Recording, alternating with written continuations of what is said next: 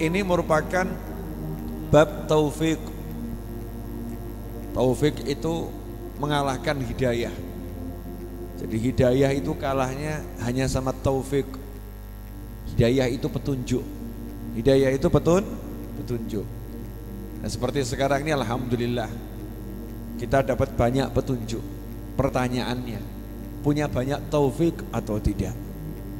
Makanya diancam, diingatkan oleh Nabi Muhammad SAW, man izdada ilman, barang siapa yang tambah ilmunya, ya, tapi tidak tambah petunjuknya untuk jadi dekat sama Allah Ta'ala, maka dia tidak tambah dekat kepada Allah kecuali tambah jauh dari Allah Subhanahu wa Ta'ala.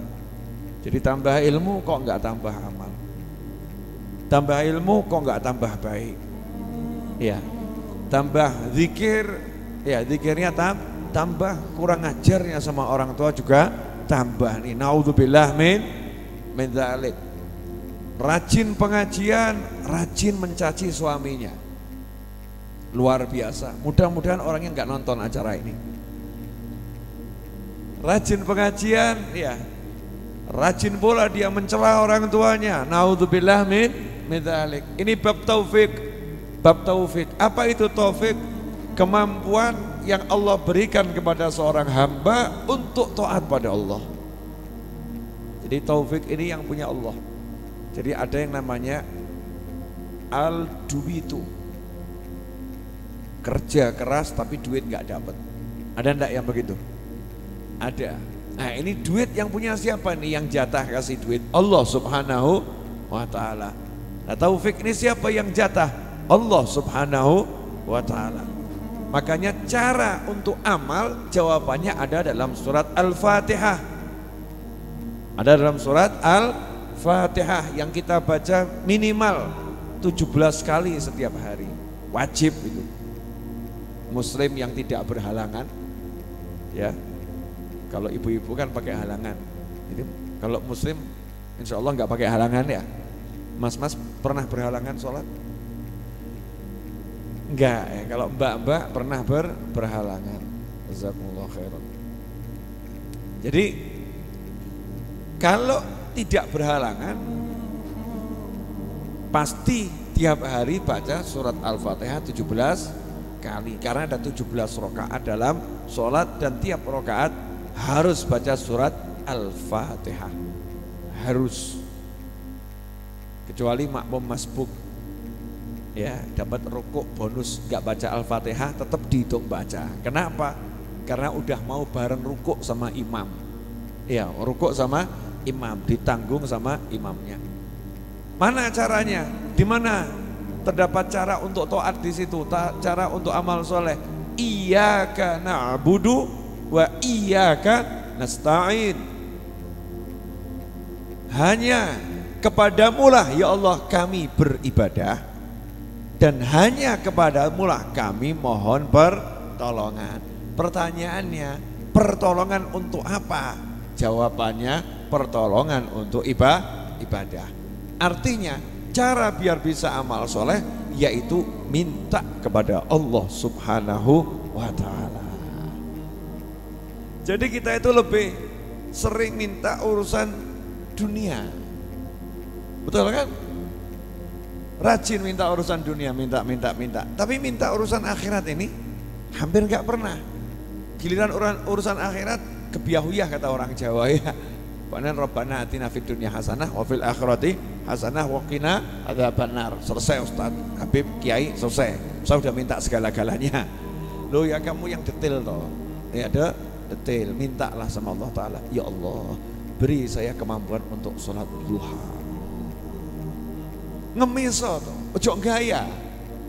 Jangan gaya, ngemis, minta sama Allah. Ya Allah, beri saya kemampuan untuk sholat duha. Beri saya kemampuan untuk sholat qabliyah, ba'diyah. Beri saya kemampuan untuk nyah-nyoh ki angel. Ya, sedekahnya lancar, gak abot. Beri saya kemampuan untuk mencintai saudara muslim saya. Beri saya kemampuan untuk mesem, untuk senyum. Beri saya kemampuan untuk banyak sholawat. beri saya kemampuan untuk banyak istighfar, beri saya kemampuan untuk qiyamul lail, beri saya kemampuan untuk qiraatul Quran. Al-Quran di rumah kita jumlahnya mungkin puluhan, belasan, atau ada 5 Al-Quran, tapi mana yang kita sentuh?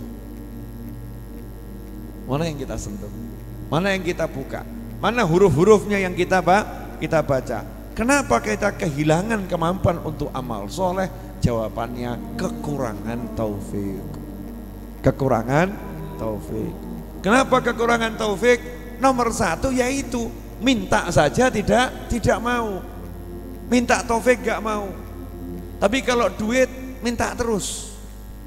Kenapa harta minta terus? Sadar kalau kurang. Sadar kurang. Betul. Duitnya kurang sadar. Butuh duit sadar. Lah ini sholatnya kurang gak sadar. Merasa udah cukup. Saya udah sholat 5 waktu. Udah cukup.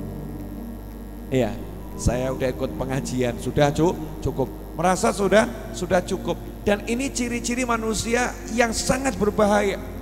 Dikatakan oleh Rasul Muhammad sallallahu alaihi wasallam, barang siapa dalam urusan dunia melihat kepada yang lebih darinya, sedangkan dalam urusan akhirat melihat kepada yang lebih rendah darinya, maka Allah tidak akan pernah mencatatnya sebagai orang yang sabar maupun orang yang syukur. Tapi barang siapa dalam urusan dunia melihat kepada yang lebih susah, urusan akhirat melihat kepada yang lebih hebat, maka Allah mencatat dia termasuk orang yang sabar dan orang yang syukur. Nah, coba kita cek, kita yang mana ini? Ini syukur jadinya. Ini orang yang syukur dan akan sabar. Sabar apa? Berjuang dia. Dia akan berjuang untuk menjadi yang lebih baik. Nah, untuk menjadi yang lebih baik itu harus ada syukur, harus ada sabar. Nah, tapi kalau urusan dunia lihat kepada yang lebih tinggi, motor dia kok bagus ya, motorku kok jelek. Rumah dia kok bagus ya, rumahku kok jelek. Wajahnya kok ganteng ya, wajahku kok jelek. Lihatnya begitu, jadinya nggak pernah syukur. Yang nggak pernah syukur. Kemudian urusan akhirat, lihat kepada yang lebih rendah. Mendingan aku tiap Jumat ke Raudhah, tiap Rebu ke Habib Syekh, ya malam Jumat ke Masjid Riyadh. Dia belas, wah aku sudah lebih baik dari dia, aku lebih hebat. Merasa dirinya punya sesuatu, nanti nggak akan syukur itu. Ya tidak akan syukur, nggak akan sabar. Allah tidak mencatat dia sebagai orang yang syukur, orang yang sabar, dan itu menyebabkan mandek, tidak minta tambahan. Paham maksudnya ada nih? Timbullah amal soleh. Nah berarti cara nomor 1 minta. Ya, nomor 2 kita belajar kisahnya orang-orang soleh. Nah kalau udah belajar kisahnya orang soleh, jangan lupa minta lagi. Udah belajar kisah orang soleh, kan timbul semangat untuk mencontoh. Ingatlah, kamu gak mungkin bisa nyontoh, kamu gak mungkin bisa seperti itu kecuali kalau ditolong oleh Allah Subhanahu wa ta'ala. Moro sama ibumu, Bu, doakan ya Bu, saya bisa seperti orang soleh itu.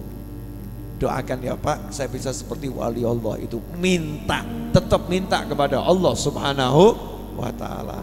Pertanyaan saya, selama ini kita sudah begitu atau belum?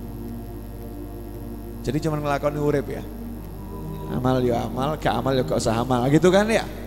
Gak ada misi itu gak jelas, visi ya gak jelas. Nah sekarang harus dihitung,